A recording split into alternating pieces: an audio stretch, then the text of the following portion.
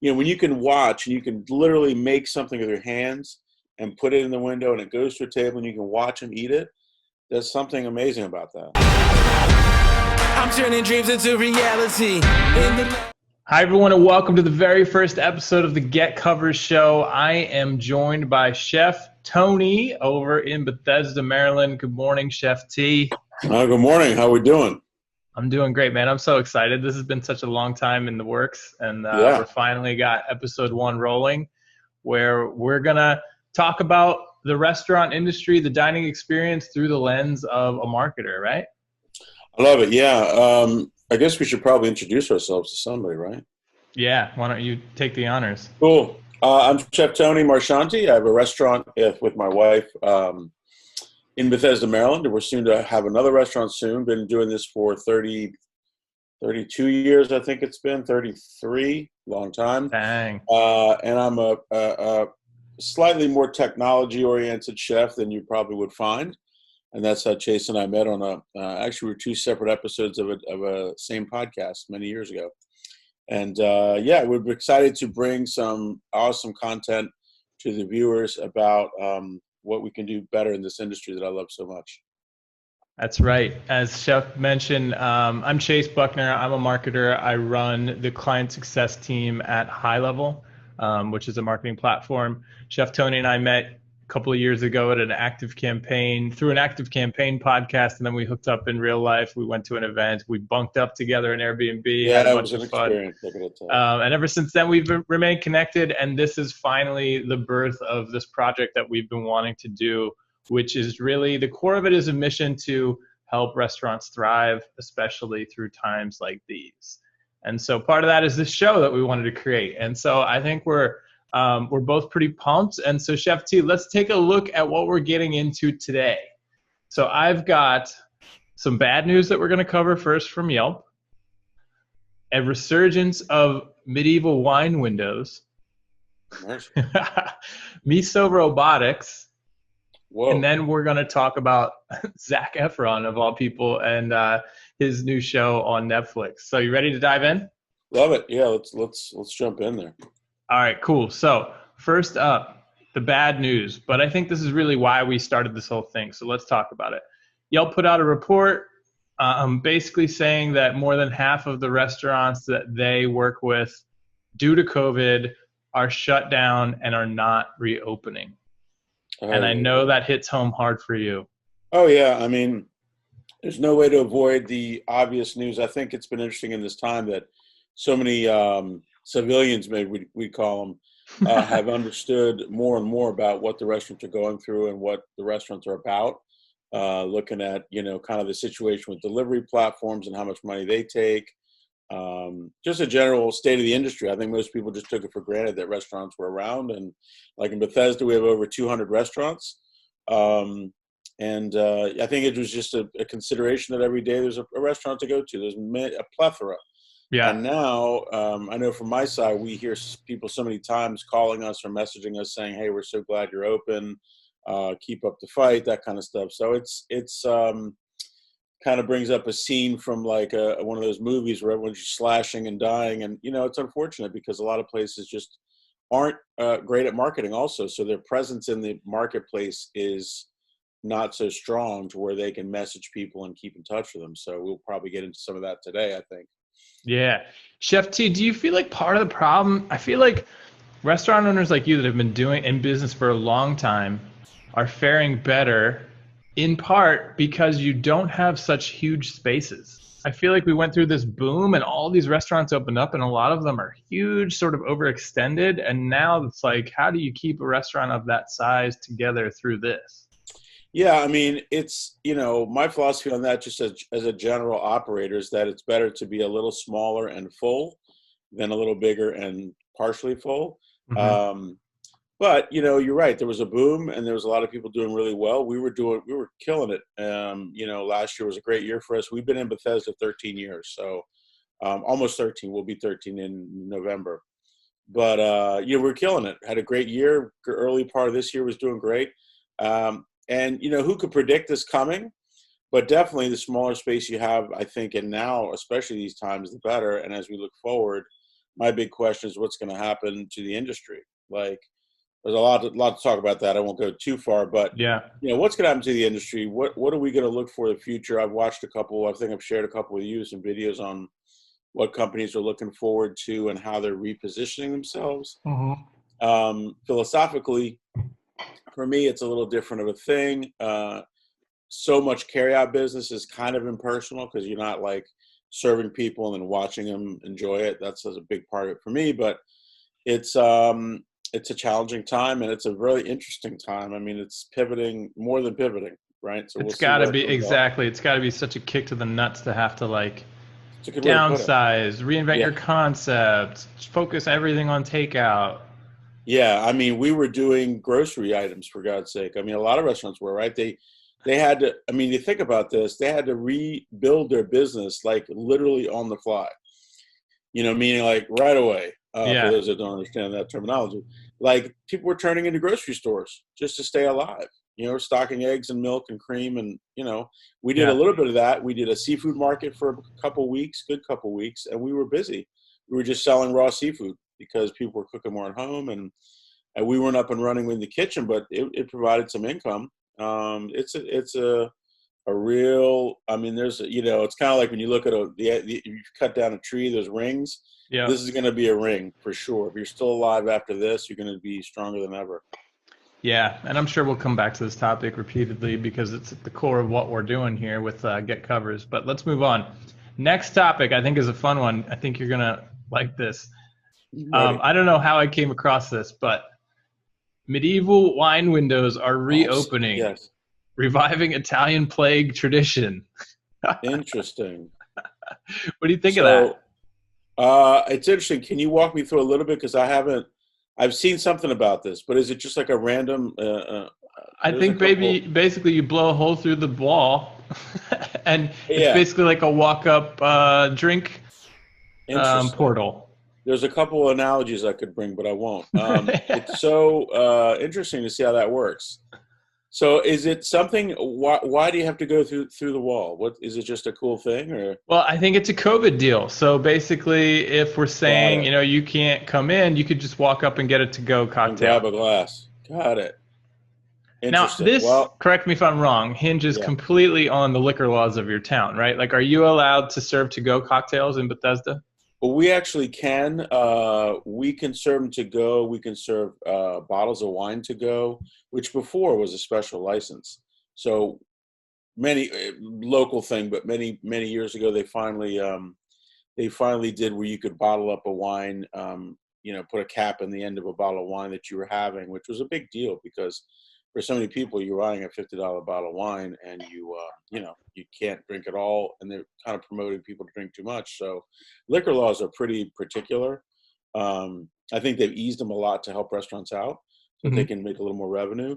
Although recently, at least in our area, they've curtailed the hours that you can be open for bars because people are coming together, too many people in a bar, people passing, blah, blah, blah. So alcohol has always been one of those controlled substances because the state wants to make money on it. So that's cool though. So if you wanted to, you could have a little window at the front of your bar. I know you have room for a couple of seats outside. Yeah. If you wanted to be like, you know what, we're gonna open at noon and we have 2 outdoor seats. That's it, and you can walk up and just order drinks out of the portal. You could do that. I could probably arrange that. As they say, it's usually better to ask for forgiveness than for permission sometimes. Right. But that's an interesting idea. Maybe we'll work on that. I think it's pretty cool. It is neat. It would definitely make some news. That's for sure. As long as people are old enough and you can figure they're at least 35, right? All right, let's check out the next topic I have for you here. Miso robotics. And I know that this is probably going to make a lot of chefs cringe. But this is like the craziest one I've seen of these so far, where we're looking at robotic arms working a deep fryer, a robotic arm flipping burgers. Yeah. What does it do to you inside? Well, I mean, I think looking at this, it would obviously be a bigger killer to the fast food industry because it's a lot more predictable. You're going to drop a basket of fries than. Yeah. But this is where, probably is going. I mean, the thing is, if you're not inventing or creating true like creative food, why do you need a person flipping the burger if a machine can do it? And it probably will go that way, quite honestly. I mean, it probably will over time.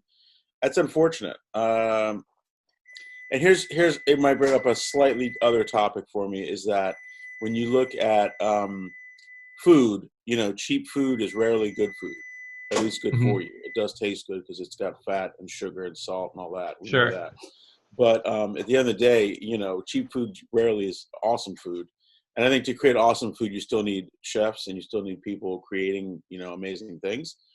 And this kind of goes back to my point about the ambiance of a restaurant. To me, like as a kid, I think that's why I became a chef, because I just love going out to eat, and the environment and the culture and the connectivity and all Hmm. that, which can't be replaced with a robot, which is nice.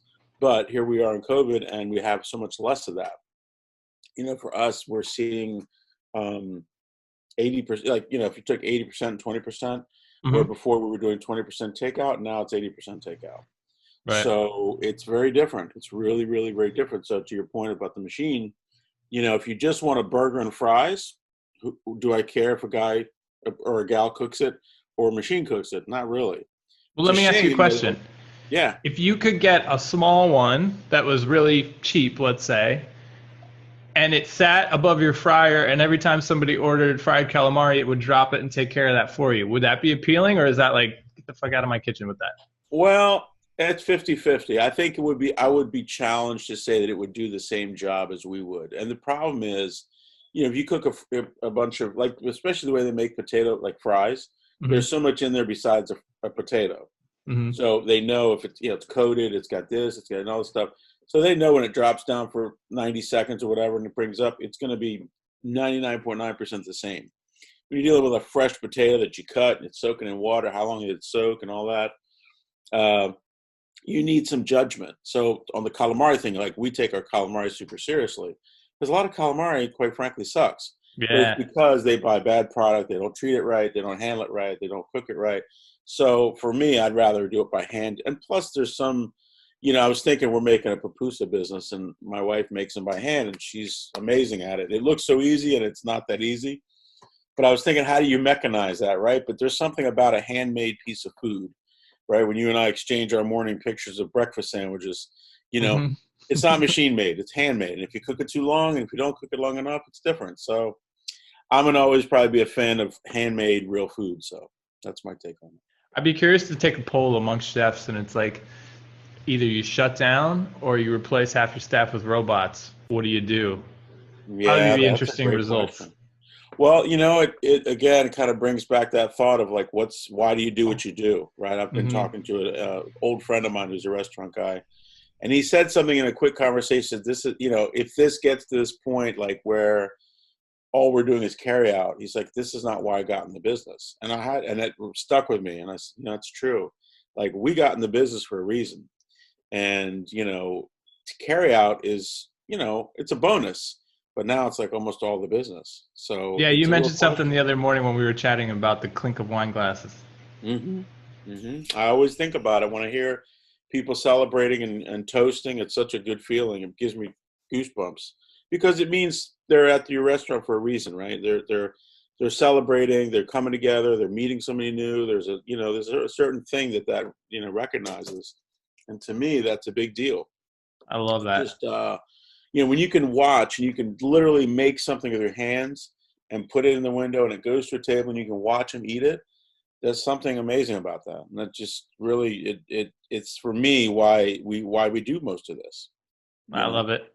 Yeah. All right, Chef T. So the last segment that we're going to do on each one of these is sort of a recap review of some sort of food media that's come out recently. And so the food media industry has slowed down a bit because of COVID. But I think the most recent thing I found on Netflix was this show from Zac Efron. And it seems to Hmm. be a mix of like travel adventure with food mixed in. And the first episode, he goes to Iceland. Did you have a chance to watch? I watched a little bit of it, yeah, yesterday. And what were your thoughts? Well, I think it's interesting to see where he went, and as you and I were talking a little bit about some of the backside of it, um, I think we get into this food porn kind of idea around looking at restaurants and food, and isn't that cool? You know, question is how many times you go in Iceland, but I guess if you get your word big enough, you can get enough people to go there, right?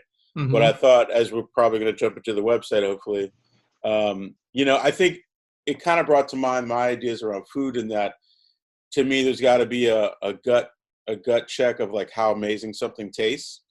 And to me, that's like my biggest like slap the table, like, oh my God, that was delicious. Now it could be something fancy, it could be something Uh-huh. simple. But some of the stuff I saw was like, you know, it looks like it should taste good, but hopefully it does. Like, I don't know. I wasn't there.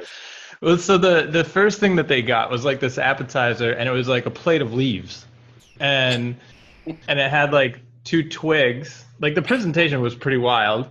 It had two twigs, and then it had like I think some smoked carrots wrapped in smoked bacon, and the guy had said that it was smoked in dung or with dung. Oh, wow. And that was sort of their reaction. And they were like, yeah, because, you know, we don't really have many forests in Iceland, but, you know, you can burn crap. And so it was Yeah, you dung can. smoked. It brings to mind my dad saying that if just because you can do it doesn't mean you should do it. Yeah, yeah, But yeah. Now, the perhaps other thing that they ate that they had next, which I was just like, oh my gosh, was reindeer tartare. ooh, Now, I that's a don't think point. I've ever even tried tartare because I'm like kind of a pussy when it comes to a lot of stuff like Yeah, that. Are you a tartare fan? beef tartare. I do. Don't have it often, but there's been beef tartare and Italian. You know, carpaccio is, you know, pretty straightforward. I do enjoy it, but you know, you're putting your trust, like eating sushi, right? You're putting your trust in someone's hands to make sure that it's handled properly. But Well, it's the cool story delicious. was the dude was like, I literally hiked, I think he said like 70 kilometers to shoot that reindeer and drag it back. And he's like, which brought up a point that I thought would resonate with you, which was, he's like, I'm not wasting an inch of that reindeer. Hmm. And he seemed very heavy on not wasting any food. Yeah, I agree with that so much. I hate to see food wasted. I mean, I don't, you know, butcher from head from note. What do they call from tip to tail? Hmm. You know, we're doing fish, so obviously most of the time that's, you know, already happening. But I do take it seriously. We actually made some. My stepson, he caught some catfish and some different kinds of fish, and we fried them last night. And I ate. You know, I had my piece of big whole catfish. You know, kind of about that big, but yeah, you especially when you have it in a whole format and it's something that somebody caught, Hmm. you think about it because you're like, look, this was a being and it was on the earth and we're eating it, and that's part of, you know, what most would believe God's creation and all that stuff, but you don't want to waste it. It's a terrible thing to waste. I You, believe in yeah. what was I just gonna, you reminded me of something. Maybe it'll come back to me. So anyway, the restaurant that we're at was called Dill. It looked pretty sweet. It's apparently the only Michelin star restaurant in Iceland. Wow. And Yeah. so, are you ready to get geeky? We'll take a I'm look ready. Oh, I'm at their half my brain website. to talk is the geeky side. All right, cool. So let's take a look at their site and see what we think. And again, we're not here to bash anybody. No, Um, this is all with love. I think we're here to share tips and get ideas. Yeah. So this is what we call above the fold, right? What we can see without scrolling. Right. And now, So we're gonna have I, some nice mountain for dinner. yeah, and that, I was kind of, I had two immediate reactions. One, beautiful photo, right? Yeah. Looks like Sick. a really Great. cool place. But two, the marketer in me just sort of cringed, and I was like, ah, man, like this is the only Michelin star restaurant in Iceland. The food presentation and the restaurant itself look gorgeous on the show. And then the first impression online is mountains and a muddy river. Yeah, I mean, you know, as people start to understand about the both of us, I mean, I'm definitely a heavy marketing kind of guy when it comes to restaurants, even though I have some things to correct myself, as we'll get into. But yeah, I mean, the bottom line is as you get into a restaurant, I mean, this is very kind of pulls back to the food, right?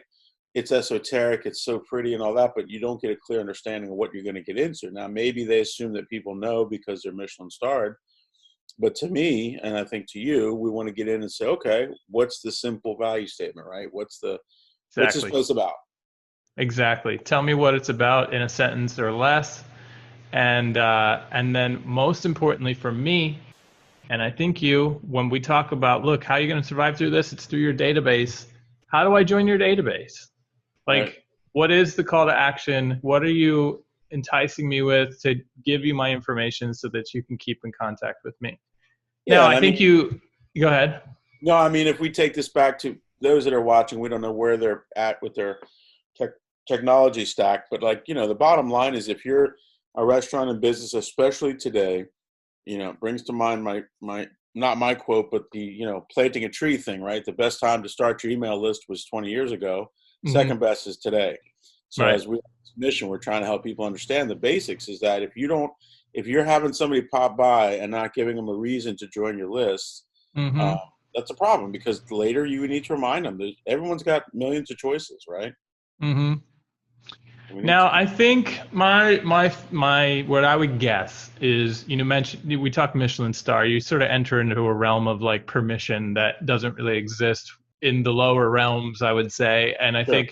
I think maybe you go too far in that direction, right? And it's like, look, we're Michelin star. Everybody already knows what we are. Everybody already knows our food is amazing. So let's go a different direction. And to me, that's what this feels like. Let's connect to the land and make sure we get our point across that, like, look, we're all about representing Iceland and what that means. Right. But I Now, don't know for what me, that for right. me, again, like pictures of houses and stuff. When I'm considering where to go to spend, my money on dinner, probably the one fancy dinner I'll have on my trip, if I'm in Right. Iceland, Right. I'm a little Sure, it's not confused. cheap. Right. And Yeah, it's not clear. I mean, obviously, and as you pointed out with me with our site, like, people, we need to make it simple and we need to make it clean and we need to make it like if someone's not going to have the time or choose to poke around and dive in. I mean, you can see if you want reservations. Okay, I get it. But look at, all these pictures you're scrolling on, there's really not much. I mean, it's more of like a travel brochure. yeah. And I mean, I really think they nailed simple and clean. Like, I Sure. love the fact how clean and simple it is. But I do think it's also missing a lot of key ingredients, right? Like, what are your hours? Mhm. Where's your phone number? I guess the phone number's here, so I'm assuming that's Maybe the phone that's, number. we'll assume Um, that's a phone number. but yeah, I Yeah. mean, it's just some of the basics. So let's take a look. Part of what we're doing with Get Covers is, and maybe we'll have to change this someday, but we're offering a free website with our package. But it's our template, right? And I used to cringe at the word template because I spent years running a website shop where we were super proud of custom designed everything, custom Right. built everything. But the price tag with that started at like $5K minimum.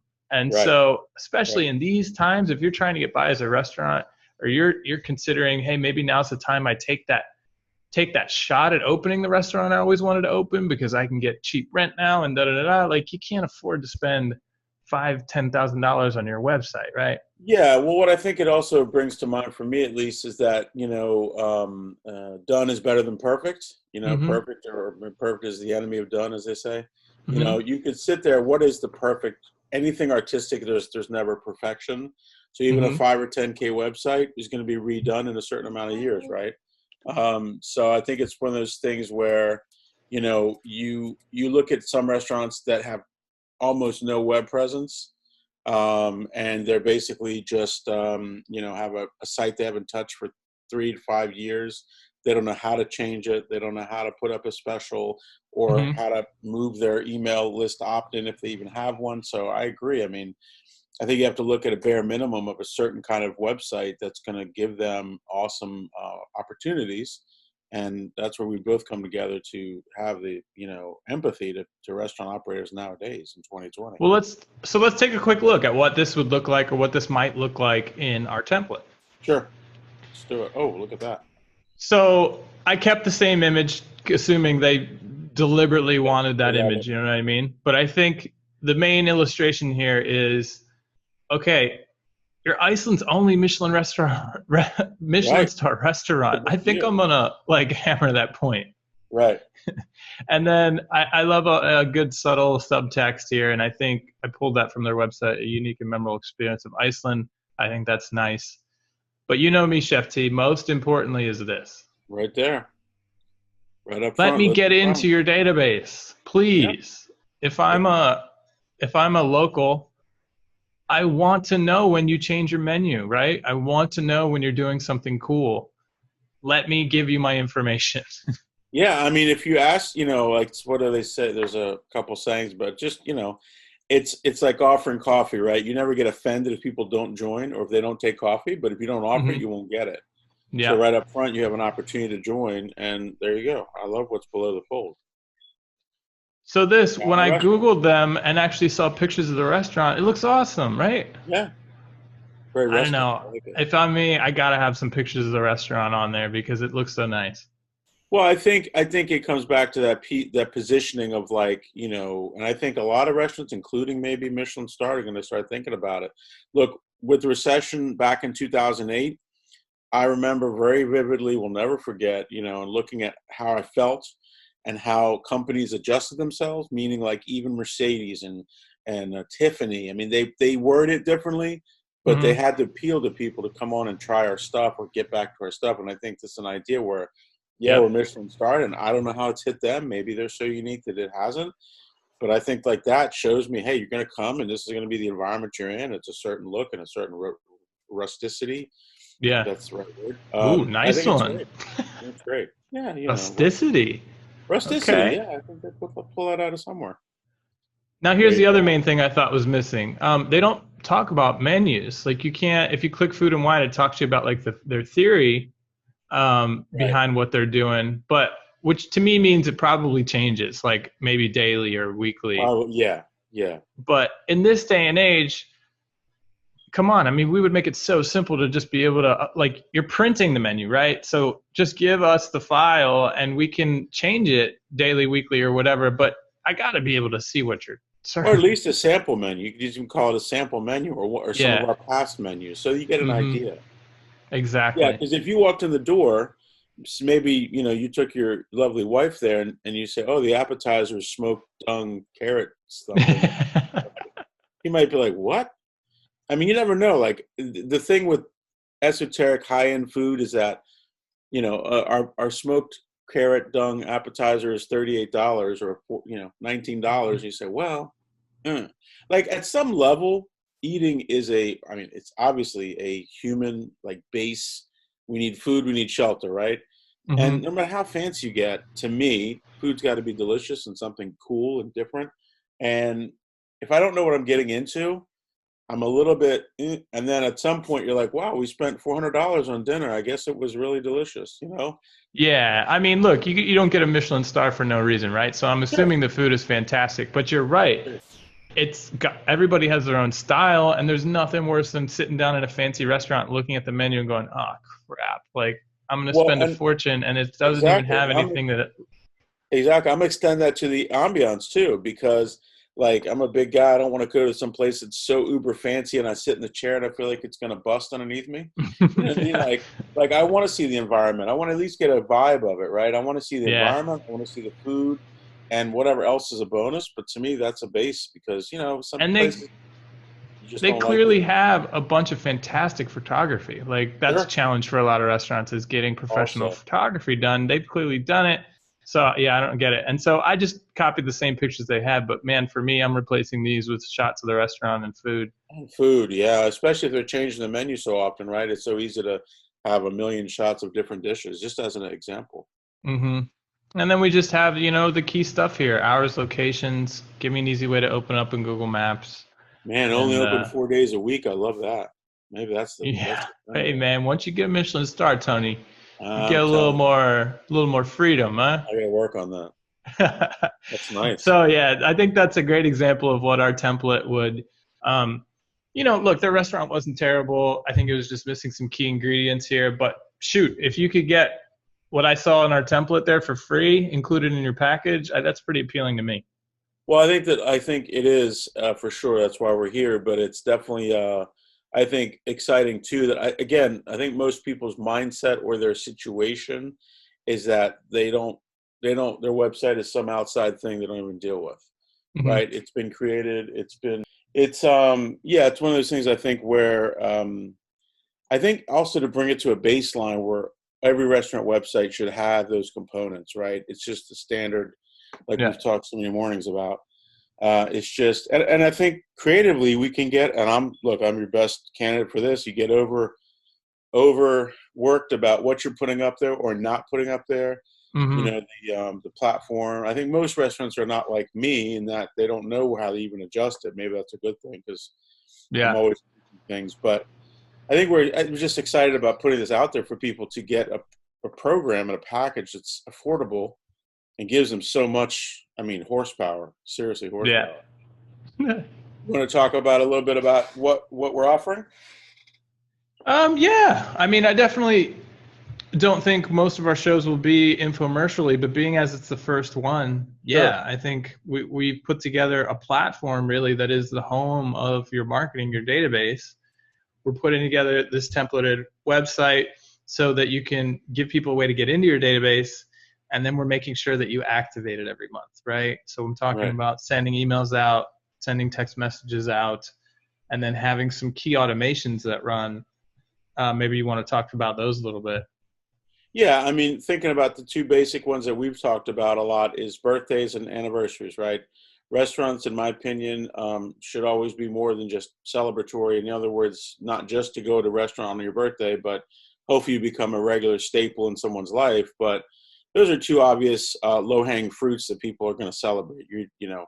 Now with COVID, who knows, right? How much are we going out compared to what we used to? It's different, but I think as things get more and more chipped towards normal, obviously the anniversary of with you and your special one is a day to celebrate. Your birthday obviously is an obvious one. Those are just, and a lot of people don't do much for them, which is a shock because Dude, we're also in the game of nobody. consulting a little bit, right? I mean, we're also kind of in the game of teaching people through these videos and different things. If you're not doing a birthday program, that's an issue because I'm 37. I have literally never received a birthday offer from anyone, well, there you go. So which is that's crazy, right? And I in never my even mind. thought about the anniversary, to be honest. I used to help my friends that have restaurants set up birthday automations, but you introduced me to the idea of the anniversary, which I think is genius, absolutely Yeah, genius. I mean, if you take it to the nth degree, there's all kinds of creative marketing that you can do with life events. And Hmm. again, getting back to why at least I'm in this business is it's about the connection around the table, right? It's about that clink of the glass. It's Hmm. about thinking about. I mean, I've had people call me on all kinds of different events, right? Some sad, most happy, but food and whatever you choose to drink brings people together, and so why not encourage that to be celebrated with more than one thing a year? To me that's just an essential part of getting your product out there. And if you believe, and I want to say this, if you believe in what you do as a restaurateur, you should have no fear or no hesitation to promote the heck out of it, right? Yep. If you had the best cup of coffee, I say, hey, Chase, you need to try this. This is an awesome brew, right? Yeah. If you don't believe in it, that's a problem. But I mean, if you believe what you're doing and you have a website and you have a public persona and a presence, we're here to get it better for you. And again, we're not pushing it, but we are obviously excited about it because restaurants Well, now and all the help. that's a good point. I think a big part of what we're doing is not just creating a business that sells things to people, it's building a community too. And so that's the Exactly. whole point of this show, right? We're going to push all this content into our community for free. And we hope that if you're watching or listening to this, that you're already in the community. If not, definitely head over to getcovers.io/join, where you can join the community. So this is great. I'm really excited. I think these are going Yeah, to be awesome. this is fun. It's fun. Plus, it got me up early, so that's a good thing. That's always a good thing, right? Awesome. Well, thanks everybody for watching. We want this to be a laid back kind of experience, something fun, a little bit of industry news, and I think as we look around the industry with some of these other businesses that we'll get into, it'll be fun to kind of look at opportunities. Right, life is never over. We're always upgrading, always changing. Everything is always in motion. So I hope we can bring some energy to that. Heck yeah. So thanks for watching. We'll see you in the next episode, again, where we are on a mission to help restaurants thrive. Amen. Thanks everybody.